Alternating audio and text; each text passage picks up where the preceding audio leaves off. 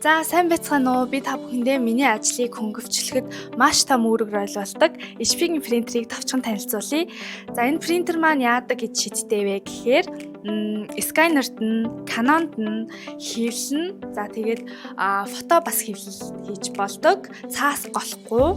Бас нэг давуу тал гэх юм бол принтерийг нь хорыг нь заавал мэргэжлийн байгууллагт солиулаад байх шаардлагагүй, өөрөө солиход бол маш амар. Бас нэг миний дуртай зүйл гэх юм бол өөр өрөөнд байсан ч гэсэн Wi-Fi-аар холбогдоод би команд өгөхөд миний ажлыг маш хурдан шуурхай хөнгөвчлөөд хэвлэх зүйлийг маань хэлээд гаргаад ирдэг.